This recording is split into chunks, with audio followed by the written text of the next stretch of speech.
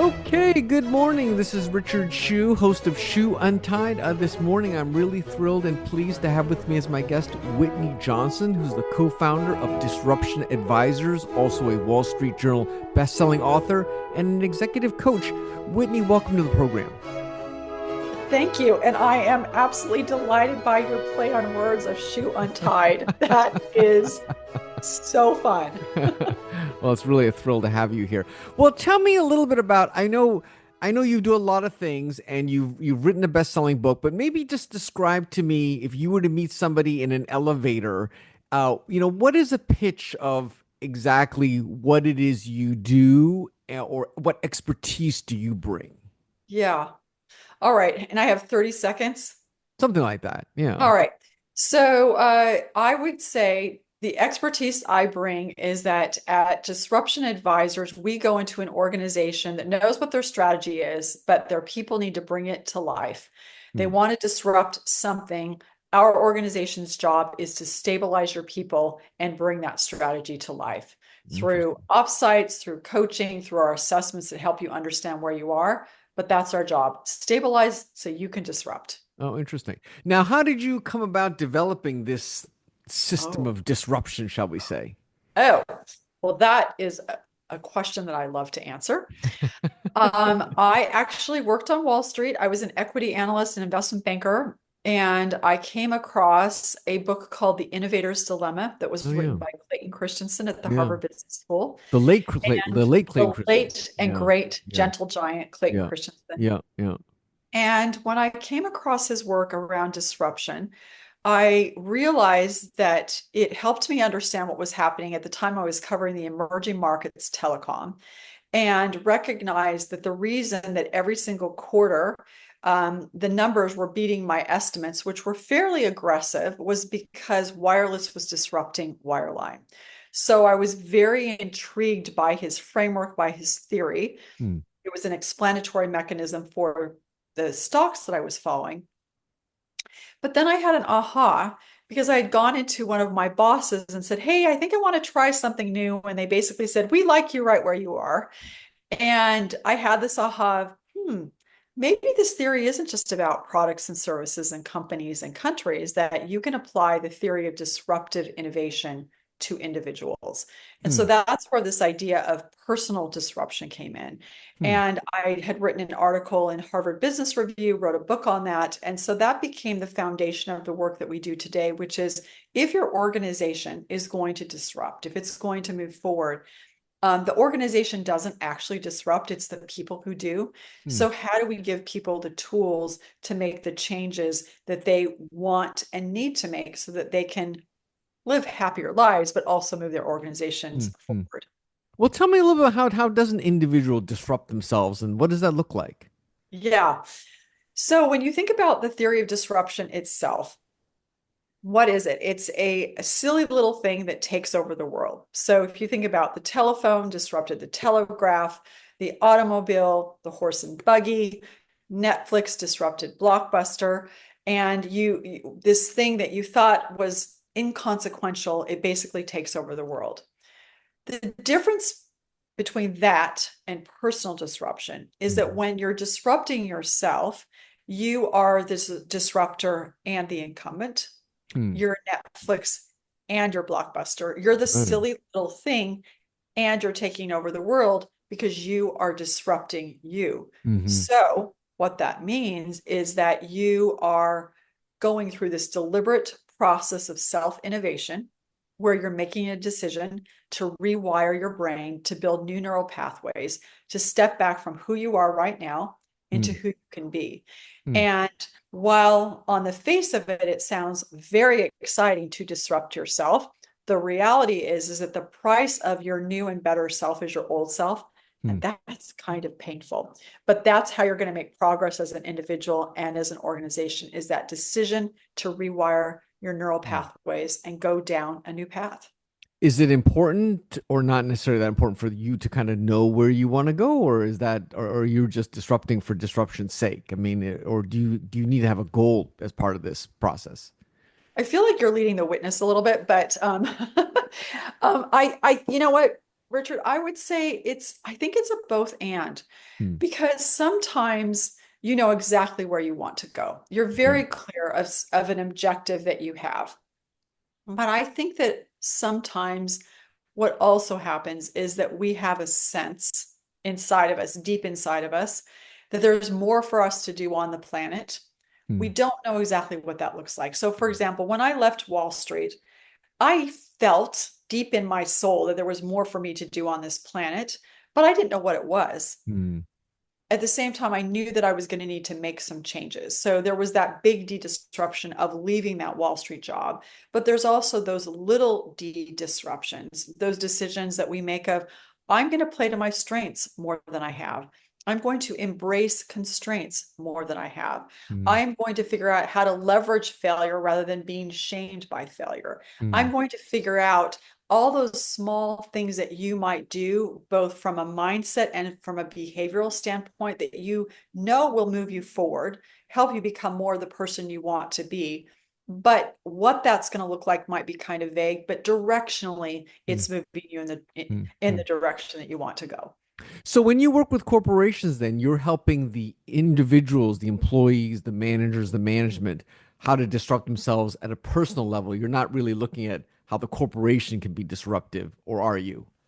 Um, yes, the former. So, for example, we'll go into, let me give you a specific example. So, you've got a team that says, all right, we've got a 3-year strategy Hmm. and we know exactly what we want to do. We worked with Bain, for example, and we've really worked out what our strategy is. We're very clear on that.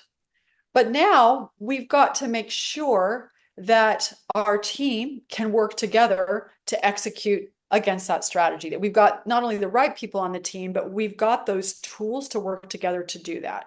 And so, where we will go in is we will assess, where is your team right now in terms of how they work together? What does the ecosystem look like? We talk Hmm. a lot about climbing a mountain, and is it sunny within the context of your team, or is there snow and hail? And what do we need to do there? Hmm. Um, we will then also say, okay, as both a team and as individuals, where do people feel like they are in their own growth? So we use what we call the S curve of learning. Hmm. And that helps you locate, well, where am I on the mountain? Am I just at the launch point at base camp, figuring it out and feeling awkward and uncomfortable? Or do I have a fair amount of expertise? So each person on the team, where do they feel like they are in their own growth journey? Hmm. Where is the team collectively in its growth journey? Because when you understand that, you understand the feelings that people are having, because emotions are going to predict how people are going to behave. Hmm. So we'll first assess that, where is the team in its growth, where are the individuals in their growth, and once we understand that, we can help them work together. Hmm. We can help them make the progress that they need to individually so that they can bring that strategy to life. Yeah, interesting. Now, do you rely on any of the traditional like personality things like Myers-Briggs or the DISC system? There, I mean, there's a lot out Yeah, there, but do you yeah. leverage those We at all, or do we you use all proprietary stuff? It's a both and. So this proprietary piece helps you understand what experience people are having. So that's not a psychometric profile. It's just like, where am I? And so let's assess that, kind of like the GPS, if you will. Hmm. The one tool that we use very consistently that we are huge fans of is the Enneagram. We find the Enneagram to be very useful. Hmm. It's a great psychometric profile. It helps you not only understand sort of your default lens through which you see the world, but also it helps you understand, how do I behave when I'm under stress? Good Hmm. thing to know. Hmm. How do I behave when I'm in growth? So it's this dynamic profile of a person, but then it also allows you to understand how people are going to interact with each other, which Hmm. goes back to, how are we going to all get up this mountain together? So Hmm. we very much, very consistently use the Enneagram. It's Hmm. an important part of our practice. Hmm. Now, how much time do you spend? I mean, I know you've written a book. I don't know if you're working on another book. How much time do you spend kind of developing the curriculum and constantly refining the methodology? Yeah. That's a great question. I am working on another book. So that's always a fun, exhilarating, terrifying process. So definitely doing that right now. And then in terms of refining the curriculum, we have a really good team. So I have a co-founder. She was Chief of Staff for Jim Collins. She's incredibly smart and Mm, great strategist. Her name is Amy Humble. But then we also have a number of people on our team who are great curriculum designers. mm, So we have a smart growth certification, which is ICF accredited. You can get 40 credits for that. So we're continually thinking about how do we take this intellectual property and give it to either a team lead, train the trainer, or a coach so that they can use it, so that they can move their clients forward as well. So I would say, in general, my job or my remit is to think about how do we move into new places from an intellectual property standpoint, and then mm. people on our team are continually figuring out, well, how can we teach this in a way that it's ingestible for Yeah. someone who's a coach or a team lead. Now, were you ever able to talk to Clayton Christensen? Does he know about your company? Did he know about it? Did you ever communicate this to him when he Oh, was still alive? yes. Oh, this is a great story, actually. So I first heard Clayton speak um, in a meeting in church when probably 2006, 2007. Okay. Uh-huh. I didn't know who he was at the time. And I was gobsmacked. I was like, who is this guy? Because he was just speaking in church. Yeah. And I got his book and then I went to all these lectures and I was like, wow. And so then I read it, sort of studied it. And that was the equity research piece. But then I think I set this intention because a couple of years later, I quit my job. I was an equity research analyst, quit that job. We were now living in Boston. I ended up working with him at church in a nonprofit setting for 3 or 4 years. Hmm. And then I Oh. co-founded with him the Disruptive Innovation Fund with him and his son, Oh, wow. Rose Park Advisors. And so I got to work with him Oh, wow. 5 years. Oh, wow. So you were So really close with him then. very close for the better part of a decade. Hmm. And during that time, during that time that I worked with him, he had cancer, he had a stroke, he was Wow. type 1 diabetic, and he had a heart attack. I mean, he had a rough go of it during that time, but Hmm. I would say, so the answer is yes, I know him. And he blurbed my first book.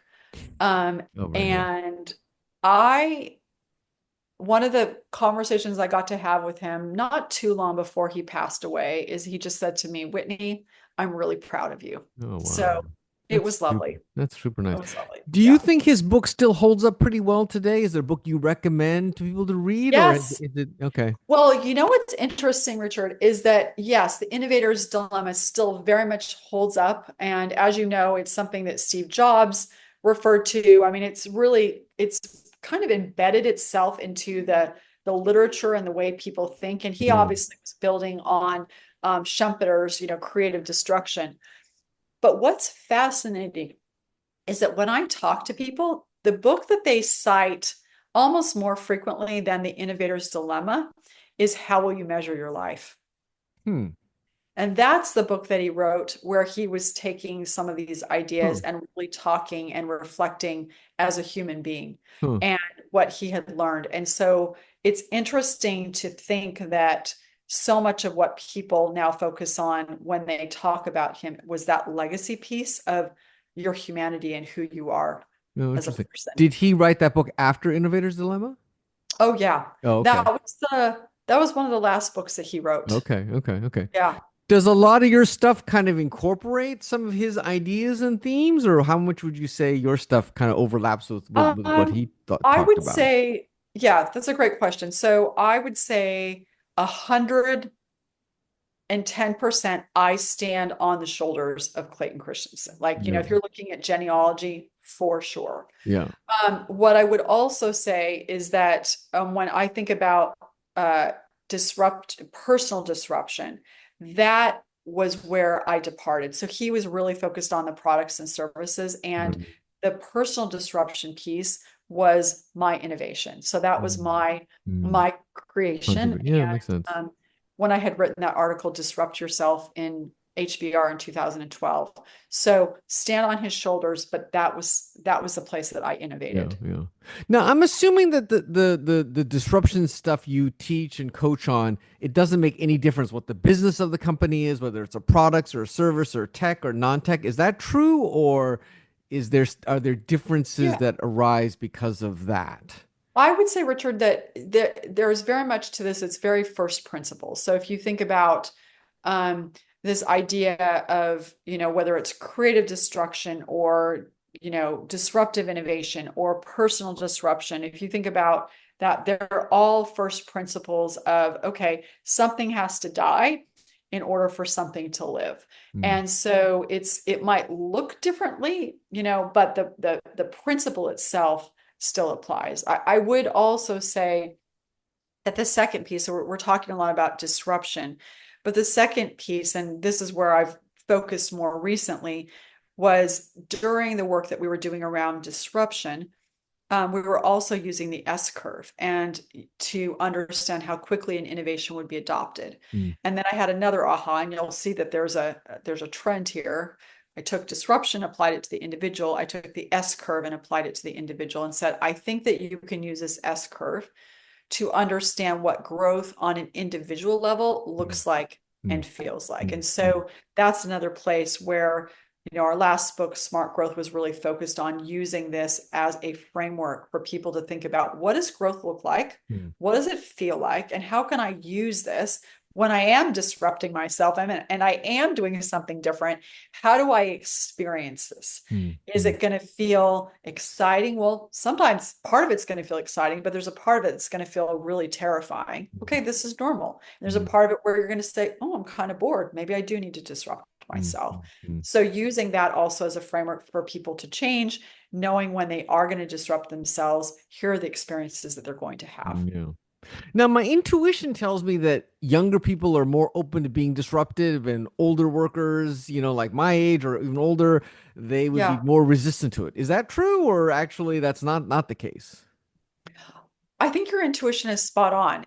But there's an interesting um, paradox here because when you're young, if you think about when you're 10 or 15 or whatever, you're constantly getting disrupted. Your parents Right. want to move, you go to a new school, you go to college, you start a new job. Like your muscle of being able to disrupt yourself is pretty well developed.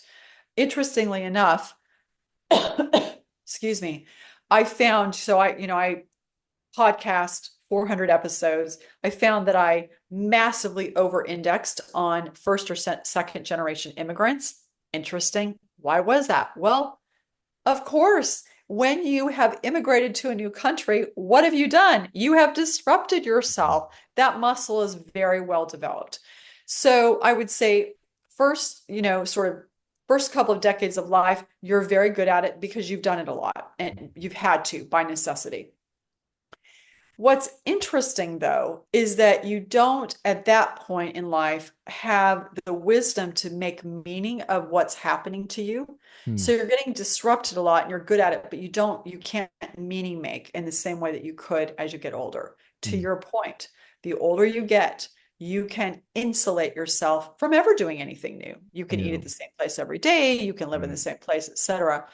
And yet, if you're willing to, because you now have the wisdom and the ability to meaning make, you can actually be very good at disrupting yourself. And so Hmm. to me, that's where the opportunity comes in Hmm. for us as human beings is like the Hmm. second part of our life. And there's obviously the great book by Arthur Brooks where he talks about the second curve or from strength to strength.